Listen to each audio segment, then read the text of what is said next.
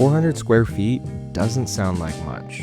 And I come from Kansas, where people don't even measure their homes in terms of square feet. They measure them in terms of acres of land that they live on. So coming to New York City, even though living in an apartment is totally normal, it felt really daunting and honestly impossible that I could find a tiny apartment and make it into a dream home. And I've lived in this city for 8 years, and somehow throughout all those years, I've actually moved into a smaller apartment every single time that I've moved. This was the first time that I was going to get a chance to completely design a visual guide, an overview, a layout, and pick out each piece of furniture to create a space that could be our home. Again, this process felt really daunting, but one thing that really changed the game for me was finding this YouTube channel called Never Too Small. Seeing these stories of micro apartments around the world where interior designers and architects were able to completely transform a space and make it their own, it honestly just showed me this was possible. So how did I design this apartment? Well, it started with hope that it could be done.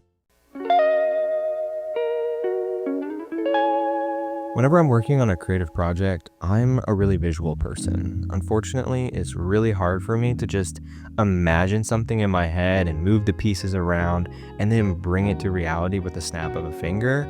I really have to visualize everything. I have to look at all the parts, move them around, see how they fit, and then move forward with bringing that project into reality. So the first step for me was using a software called House Pro. It is amazing. And I started with just having the app on my phone. And when we went into the apartment, when it was completely bare and empty, I just filmed every corner, every crevice, and House Pro immediately created a 3D model based off of the video.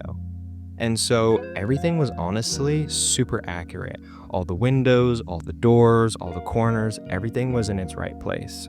All I had to do was go through each room with the tape measure, get the specific measurements, and then I went in on the computer and just added in the specific measurements for all the walls and all the doors.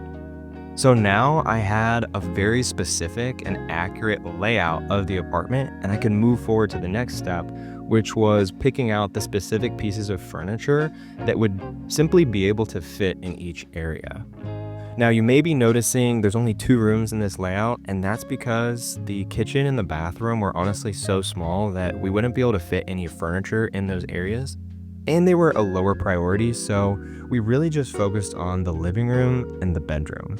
Using this 3D layout, I was able to drag and drop different couches, different beds, different desks into each corner of the apartment and just keep playing around with it until I found something that fit in a really beautiful way. I wanted the vibe of the apartment to feel warm, organic, and minimal. In the past, I've always gone for a very minimalist Scandinavian look, but honestly, it's because that was the cheapest option a lot of the time. I would just go to IKEA and see whatever pieces that I could afford and kind of get away with the bare minimum.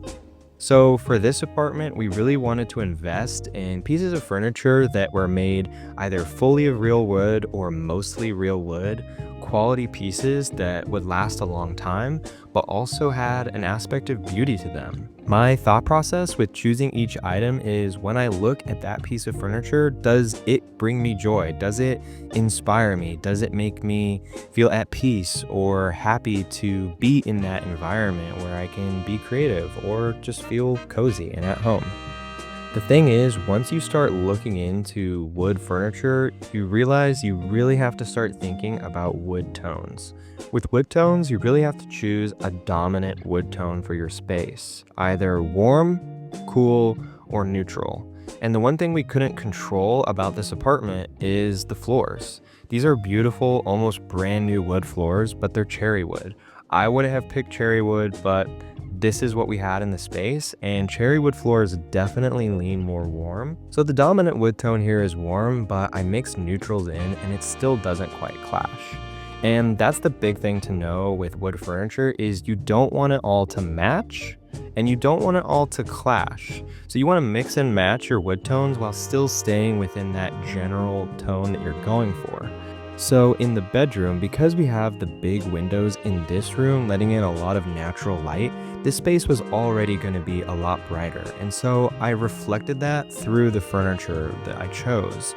Everything felt a little bit brighter. So the bed and the dresser are both from Article and they're in this white oak finish. And for the nightstands, I went with an oak finish, which is slightly different but still feels cohesive.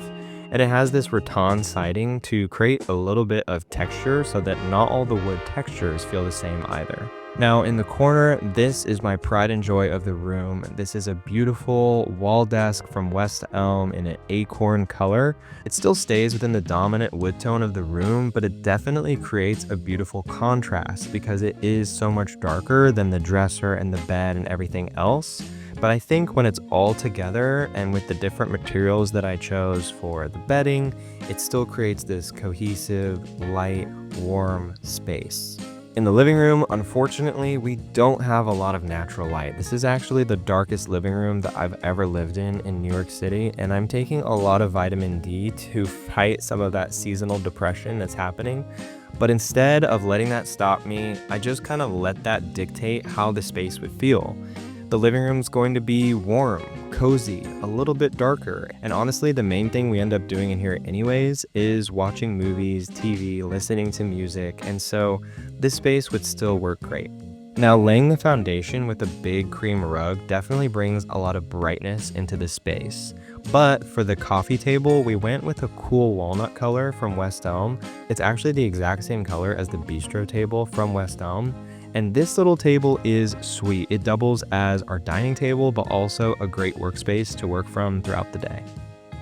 The couch is from Article and it's in this cream textured color, which is similar but not quite the same as the upholstery on the chairs, which are also in a cream color but feel a little bit darker and even more textured.